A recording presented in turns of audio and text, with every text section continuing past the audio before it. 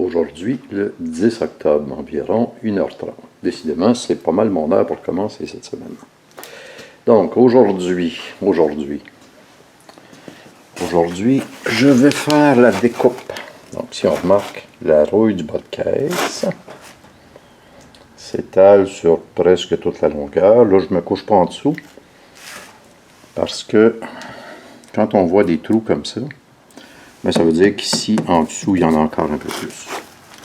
Bon, ce qui est achalant, c'est que ici, c'est très rouillé, percé, et le nez du bas de caisse arrive juste là. Donc, pour aller chercher cette partie-là, il va falloir que j'enlève l'aile. Maintenant, la procédure. Ce que je planifie de faire, il y a trois façons de s'y prendre. Il y a trois façons de s'y prendre. Soit que j'enlève la moulure qui est ici, le caoutchouc de porte. Mais ici, bon, ici une petite affaire de rouille, là, mais le matériau est sain quand même, c'est de la rouille de surface. Ça. Donc, ce que je pense faire, c'est couper mon bas de caisse à partir d'ici, ce qui va me laisser une petite bavette, là, que je vais pouvoir enfoncer avec mon outil particulier. Et ensuite, je vais découper le bas de caisse que j'ai enlevé mardi et je vais venir le superposer là-dessus. Donc, c'est la façon de faire. Maintenant, je vais devoir pour ça enlever l'aile et enlever les portes, les deux portes. Pour enlever l'aile, je vais commencer par ça. Ça va assez bien. On a une botte derrière ça. On a deux bottes ici, une là, une là. On a une botte bien cachée derrière cette moulure de plastique-là. On a une botte cachée derrière ceci. Et on a une dernière en dessous, quelque part là. Ici. Donc c'est sûr que celle-là va casser. Mais, puis ensuite, on a juste à tirer sur l'aile et ça y est, on arrache l'aile. Donc, je m'y mets.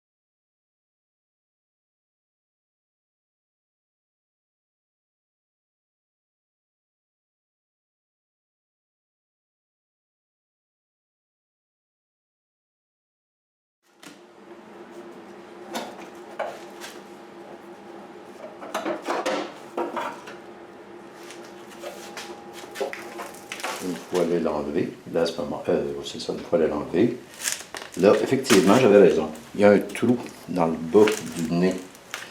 Donc, il va falloir que j'enlève les portes. Pour enlever les portes, Nissan a drôlement bien fait les choses pour ça. Ils ont mis un connecteur. Un connecteur pour toute la couette de fil là. Donc, je vais juste enlever ça. Juste enlever ça, puis ça y est. À ce moment-là, j'ai les 4 bottes qui séparent la porte. Je m'exécute.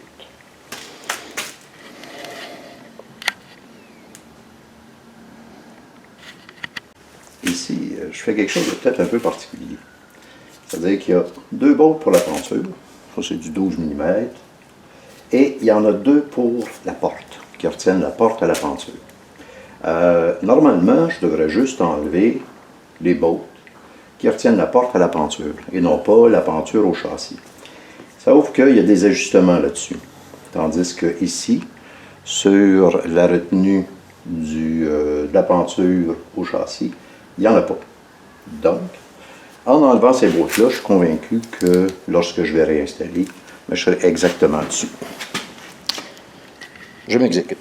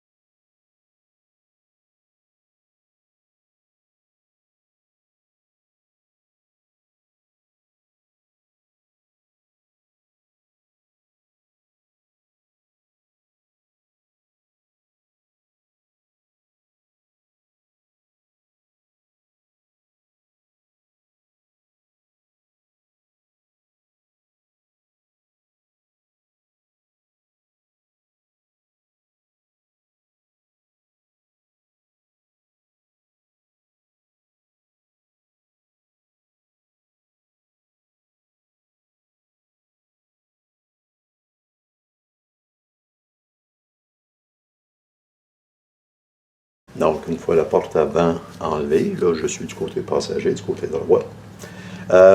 C'est en train de faire la même chose, c'est-à-dire d'enlever toute la penture. Le problème ici, c'est que les deux ancrages pour la penture du haut donnent vers l'intérieur et ils sont boltés, mais par l'intérieur. Puis ici, c'est comme des rivets qui sont bien taqués. Donc là, je n'aurai pas le choix d'enlever les tarreaux qui sont placés devant. Malheureusement, la couette de fil, donc,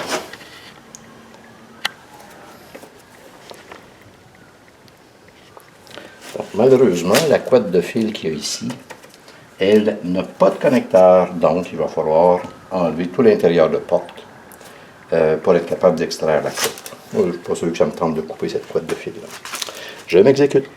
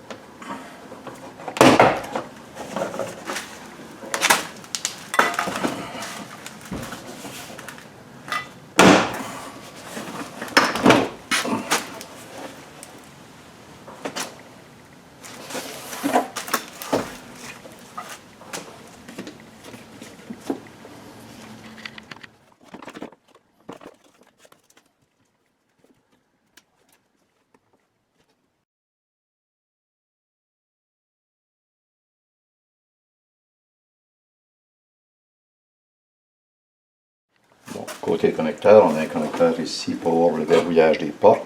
Pas évident à lever, les languettes sont raides, quelque chose de rare. Ensuite, on a un connecteur ici pour le vitre électrique et ensuite pour le contact de la vitre électrique, pour le moteur ici et ici pour le contact.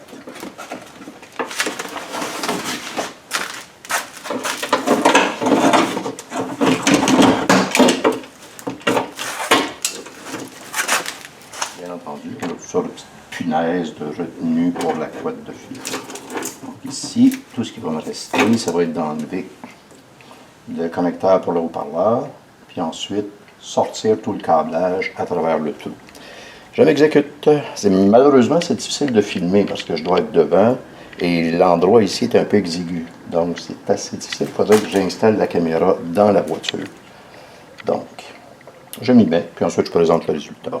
Ben, il y avait le caoutchouc qui était au fond ici, bien relativement facile, mais il y avait surtout une clip qui retenait l'ensemble, toute la couette. Là, il n'y a plus rien qui retient, j'ai juste enlevé la couette de fil. Il n'y a pas de haut-parleur derrière en passant ici.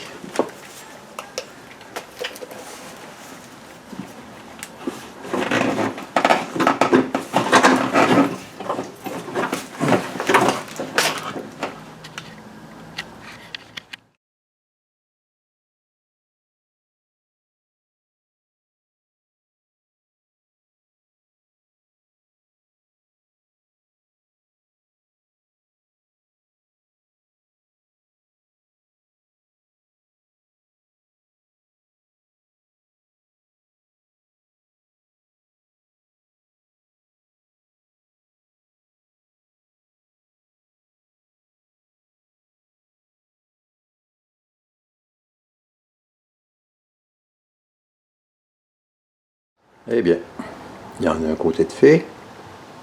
Les deux portes sont enlevées. C'était une bonne idée en passant de tout enlever ici. Parce que, là je me place comme il faut.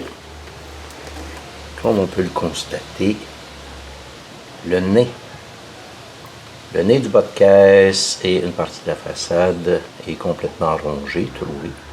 Ah, c'est assez curieux parce qu'on dirait que toutes les japonaises ont le même principe, quelque chose comme ça. C'est-à-dire qu'ils mettent une espèce, devant le nez, une sorte de mousse ou un styrofoam ou des choses comme ça. Et ça, ben, forcément, ça accumule l'eau. L'eau reste là. Et avec le temps, ben, veut pas, ben, ça finit par pourrir. OK, maintenant j'attaque l'autre côté. Inutile de filmer, c'est exactement la même chose que ce côté-ci. Fin de cette partie. Bon, ben, les portes du côté gauche sont enlevées. Ça a pris 1 heure à enlever, c'est pas compliqué. À l'instant où on sait où sont placés les vis, les ci, les ça, les petites clips, les ancrages, je dirais que ça va très bien. Donc, je vais m'arrêter ici pour aujourd'hui. Bon, le bas de caisse, côté gauche, est un petit peu plus magané. Un petit peu plus ravagé, rouillé ici, fait que j'aurai pas le choix. Je pense qu'il va falloir que je coupe ici et ici pour aller chercher du métal sain. Par contre, le nez, lui, il est parfait. Curieux. Et si on exclut cette partie-ci, ben, tout le reste est somme toute très joli. Donc,